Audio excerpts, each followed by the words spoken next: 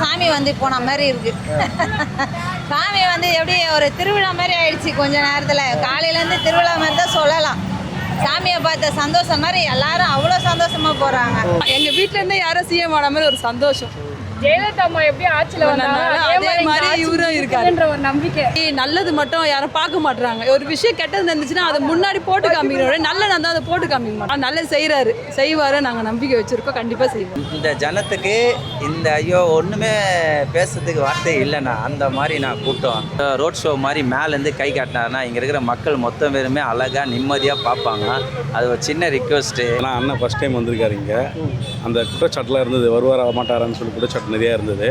அதை வந்து திருத்திட்டாரு. இப்போ திமுக அதிமுக ஒன்று சேர்றோன்றாங்க. அப்படி சேர்ந்து இன்னும் ஈஸியாக இருக்கும் நமக்கு. இன்னும் ஈஸியாக இருக்கும். அவங்க ஒன்று சேர்ந்தா ஈஸியாக இருக்கும். ஆனால் எல்லாருக்கும் தெரியும்லண்ணே, யார் கெட்டவன் யார் நல்லவன் தெரியும்ல. அவரை பார்த்தது ரொம்ப சந்தோஷம். இதுக்கோசமே நாங்கள் 1.5 மைலேருந்து அவரை காத்திருந்து இப்போதே வெயிட் பண்ணோம்.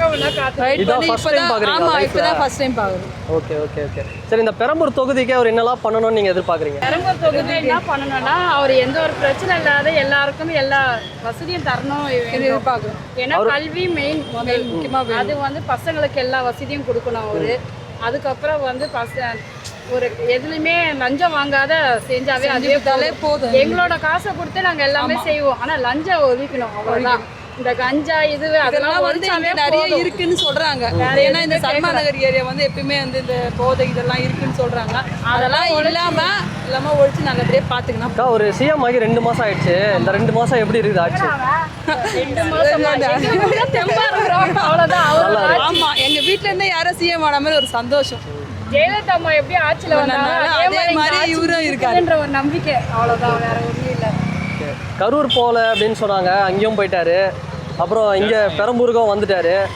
இது வந்து எப்படி பார்க்குறீங்க? ஆனால் அவர் என்னதான் பண்ணாலுமே அவர் மேலே ஒரு குற்றச்சாட்டு வச்சுனே இருக்காங்க. அவர் என்ன பண்ணாலுமே அவர் பண்ணுற நல்லதை மட்டும் பேச மாட்டாங்க. அதை எப்படி பார்க்குறீங்க? இல்லைப்பா, நீ சொன்ன மாதிரி நல்லது மட்டும் யாரும் பார்க்க மாட்டாங்க. ஒரு விஷயம் கெட்டது இருந்துச்சுன்னா அதை முன்னாடி போட்டு காமிக்கிறோம். நல்லது இருந்தால் அதை போட்டு காமிக்க மாட்டாங்க. அது நிறைய பேர் மக்கள்கிட்ட இருக்குது. ஆனால் நல்லது செய்வாரு நாங்கள் நம்பிக்கை வச்சிருக்கோம். கண்டிப்பாக செய்வோம். இருக்கிற இப்போ ஸ்டார்டிங்லேயே செய்யணும் எதிர்பார்க்க முடியாது. அவருக்கும் டைம் வேணும். ஆனால் கண்டிப்பாக செய்வார். ஆட்சி வந்து உடனே செய்கிறாங்க. பொறுமையா செய்வார். ஆனா செய்வாரே நம்பிக்கை இருக்கு. கண்டிப்பா செய்வார். போட்டாரு ஸ்டாலின் கூட வந்து நாங்களும் வாங்குறோம். மாசமானா எங்களுக்கும் போடுறாரு. ஏன் நானே வாங்குறேன். அதே மாதிரி இவரும் போடுவாரு. நம்பிக்கை வரணும், அவ்வளவுதான். நம்பிக்கை தான் வாழ்க்கை. நம்புறோம், செய்யறோம். ஏன் கோயிலுக்கு போறோம், நம்புறதுக்கு தானே போறோம். அதே மாதிரி நம்பிக்கை ஆச்சுதான். இது வேற ஒண்ணும் இல்லை. இவ்வளவு கூட்டம் வரும்னு எதிர்பார்த்தீங்களா? ஐயோ, இதோட செம்மையா கூட்டம் இருந்ததுப்பா. நாங்க 1.5 மணில இருந்து வெயிட் பண்ணிட்டு இருக்கோம். இது கூட்டம் கம்மி. இதோட பயங்கரமா இருந்தது. அவரு இருக்கிற வரை அவர் மட்டும்தான் சிஎம்மா இருப்பாரு. சரிங்களா? இந்த ஜனம் பார்த்தீங்கன்னா உங்க கண்ணோட்டத்துக்கு கம்மி. 2 மணிலேருந்து நான் நிற்கிறேன். 2 மணிலேருந்து நான் நின்று இருக்கேன். பார்த்தீங்கன்னா 4-5 இடத்துல தண்ணி பாட்டில் எல்லாம் வச்சு பக்காவாக தான் கொடுத்துட்ருக்காங்க. கண் எதிரில் பார்த்ததால நம்ம உண்மையை சொல்லணும். ஏன்னா ஒரு சாமியை வந்து பார்த்த மாதிரி அவங்களுக்கு அது ஒரு குதூகலமான சந்தோஷமான இதுவாக இருக்குது. இங்கே ஓடுனா பார்க்கலாமா, அங்கே ஓடுனா பண்ணலாம். அக்கா அவர் வந்துட்டாரா இல்லை போயிட்டாரா, என்ன பண்ணுறாரு, எங்கே இருக்கிறாரு அப்படின்ற மாதிரிலாம் கேட்குறாங்க. இங்கே தாம்மா இருக்காரு, இங்கே ரேஷன் கடை எங்கே திறக்கிறாரா, அங்கே போய் வேணா பாரு.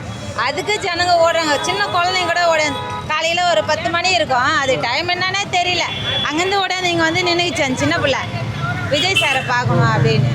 உங்கள் வீட்டில் சொல்லிட்டு வந்தியா அப்படி கேட்டேன். சொல்லலைஞ்சி. மணி என்ன தெரியுமான்னு கேட்டேன். தெரியாதுச்சு. மணி 10 தான் ஆகுது. ஒரு 3 மணிக்கு தான் ஒரு வரும், நீ வீட்டுக்கு போ அப்படின்னு. பசங்க லீவு போடுறானுங்க. ஆஹா, அது லீவு போட்டு வந்து சைக்கிள் எடுத்து நீங்க நிற்கிது தவுளுண்டு பொண்ணு. அது பெத்தவங்கிட்ட சொல்லாம வந்துச்சு. இதே ஒரு ஜனத்துல வந்து நின்னதுன்னா என்ன சொல்றது, அவர் மேலதான் பழி சொல்லுவாங்க.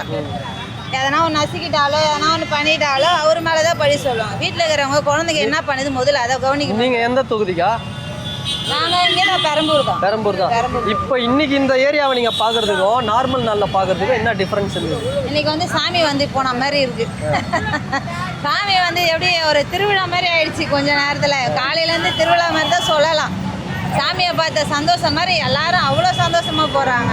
டிஎம்கேல ஜூலின்னு ஒருத்தங்க இருக்கிறாங்க. அவங்களுக்கு என்ன சொல்ல விரும்புறீங்க? அவங்க வார்த்தையில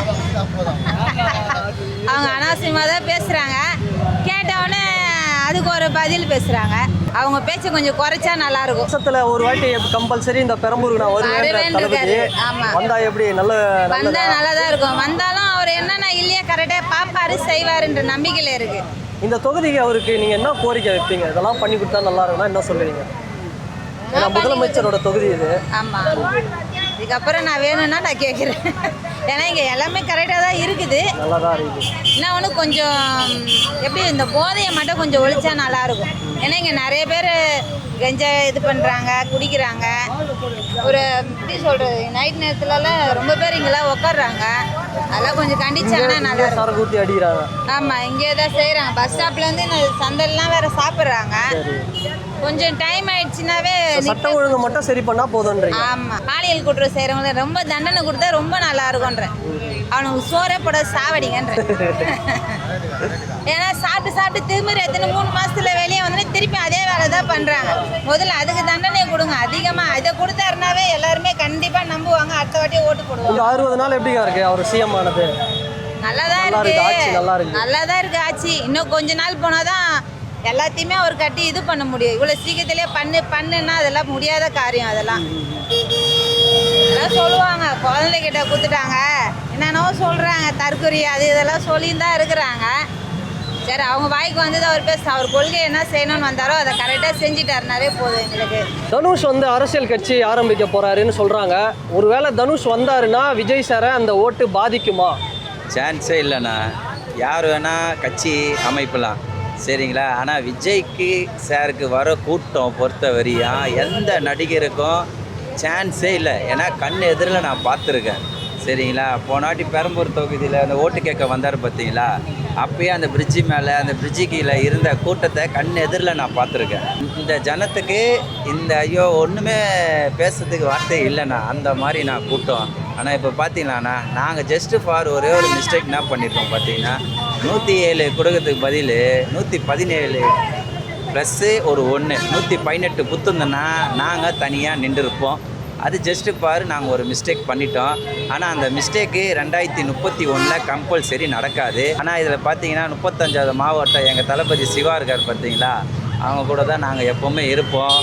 விஜய் அண்ணன் என்ன சொல்லியிருக்காரு, சிவானாவை நல்லபடியாக நான் பார்த்துப்பேன், அதே மாதிரி நீங்கள் சிவானாவை நல்லபடியாக பார்த்துக்கங்கன்னு சொல்லியிருக்காரு. கம்பல்சரி சிவானா பின்னாடி நாங்கள் எல்லாமே இருப்போம், அது நிச்சயமாக இருப்போம். தளபதிக்கு எந்த கெட்ட பேர் வராத அளவுக்கு நாங்கள் கம்பல்சரி பெரம்பூர் தொகுதியை கண்டிப்பாக நாங்கள் காப்பாற்றுவோம். நான் இப்போ வண்டியில் வர சொல்ல ஜன்னல் ஆஃப் திறந்து கை காட்டினார் பார்த்தீங்களா, ஆனால் அதை கொஞ்சம் ரோட் ஷோ மாதிரி மேலேருந்து கை காட்டினார்னா இங்கே இருக்கிற மக்கள் மொத்தம் பேருமே அழகாக நிம்மதியாக பார்ப்பாங்க. அது ஒரு சின்ன ரிக்வெஸ்ட்டு, நான் அதை கேட்டுக்கிறேன். ஆனால் உங்ககிட்ட இந்த விஷயம் உங்கள் காதுக்கு வந்துச்சுன்னா கம்பல்சரி அடுத்த வாட்டி நிற்கிற மக்களுக்கோசம் ஜஸ்ட்டு ஃபார் ஒரு 5 நிமிட்ஸ் மேலே ஏஞ்சி எல்லாருக்கும் கை காட்டிட்டு போனீங்கன்னா ரொம்ப சந்தோஷமாக இருக்கணும். ஏன்னா ஒரு 2 மணிலேருந்து நிற்கிறதால வெறும் சிம்பிள் இந்த கைக்கு மட்டும் நாங்கள் நிற்கலை, உங்களோட முகம், உங்களோட பிராண்டு, சர்க்கார் பத்தில் சொன்னீங்க பற்றி அந்த பிராண்டை அழிக்கிறதுக்கு தான் நான் இருக்கேன்ட்டு. அந்த மாதிரி மக்கள் உங்கள் கூட இருக்கிற வரையும் நீங்கள் உங்கள் மூஞ்சை கம்பல்சரி எல்லார்கிட்ட காட்டிகிட்டே இருக்கணும்னா, சரிங்களா. கொஞ்சம் என்னோடய ரெக்வெஸ்ட்டு, கொஞ்சம் மேலே ஏஞ்சி எல்லாருக்கும் கை காட்டிட்டு நீங்கள் போனீங்கன்னா ரொம்ப நிம்மதியாக இருக்கணும். சிஎம் சார் பெரம்பூருக்கு வந்திருக்கிறாரு, சாருக்கு என்ன சொல்ல விரும்புகிறீங்க? அண்ணனுக்கு ரொம்ப வாழ்த்துக்கள் சொல்லணும் ஆசை. ஏன்னா அண்ணன் ஃபஸ்ட் டைம் வந்திருக்காரு இங்கே. அந்த குற்றச்சாட்டுலாம் இருந்தது, வருவாரா மாட்டாரான்னு சொல்லி குற்றச்சாட்டு நிறையா இருந்தது. அதை வந்து திருத்திட்டார். இப்போது அண்ணன் வந்துட்டு போனது பெரம்பூர் மக்களுக்கு ரொம்ப சந்தோஷமாக இருக்காங்க எல்லாமே. எவ்வளோ நல்லது பண்ணாலும் அவர் நல்லதே பண்ணல, அது அதை சொல்கிறவங்க சொல்ல தானே செய்வாங்கண்ணா. ஏன்னா இப்போ தானே எல்லாம் ஆட்சியில் இருந்திருக்காங்க, எல்லாம் வயிற்றுச்சியில் இருப்பாங்கல்ல. 60 நாள் தானே அவங்க அதில் இன்னும் அவங்களால ஜீர்ணிக்க முடியல, அதுலேருந்து வெளியில் வர முடியல. அதுலேருந்து வெளியில் வந்தால் மட்டும்தான் அந்த குறையை வந்து நல்லதை வந்து அவங்க ஏற்றுக்க முடியும். ஃபஸ்ட்டு அவங்க அதுலேருந்து வெளியே வரட்டும், வரும்போது அவங்க பேசும்போது நியாயம். 2031 உதயநிதி, சீமான், அண்ணாமலைன்னு ஒரு படையே வந்து தளபதி விஜய் எதிர்க்க போகிறாங்க. படை வந்தாலும் யார் சரியான ஆப்போனண்ட்டாக இருப்பாங்க? ஆப்போனண்ட்லாம் இருக்காதுண்ணா, ஆப்போனண்ட்டே இருக்காது. திமுக அதிமுக ஒன்று சேர்றோன்றாங்க, அப்படி சேர்ந்து இன்னும் ஈஸியாக இருக்கும் நமக்கு, இன்னும் ஈஸியாக இருக்கும். அவங்க ஒன்று சேர்ந்தா ஈஸியாக இருக்கும். ஆனால் எல்லாருக்கும் தெரியும்லண்ணே, யார் கெட்டவன் யார் நல்லவன் தெரியும்ல. அது ஃபஸ்ட்டு இருந்தோம், நம்ம படிப்பறிவு இல்லாமல் இருந்தோம், அப்போ இருந்தோம். இப்போ எல்லாருமே எஜுகேஷனில் இருக்காங்கண்ணே. தமிழ்நாடுலாம் முதல்ல எஜுகேஷன் தான், அதில் எல்லாமே முன்னேறி இருக்கும். அதனால் எல்லாருக்கும் என்ன விஷயம் தெரியும்ண்ணே. அதனால் அவங்க சேர்ந்தாங்கன்னா இன்னும் ஈஸியாக இருக்கும். 200 மேலே ஜெயிப்பாங்க. ஆமாம்மா, அது நம்ம அதை சொல்ல தேவையில்ல, நடக்கும்போது உங்களுக்கே தெரியும். நம்ம இப்போ எவ்வளோ ஜெயிப்போன்னு எண்ணிட்டு இருந்தாங்கல்ல, இப்போ எண்ண முடியாது தானே ஒரு நம்பர் வந்திருக்கு. அது இன்னும் அதிகமாக தான் ஆகணும்.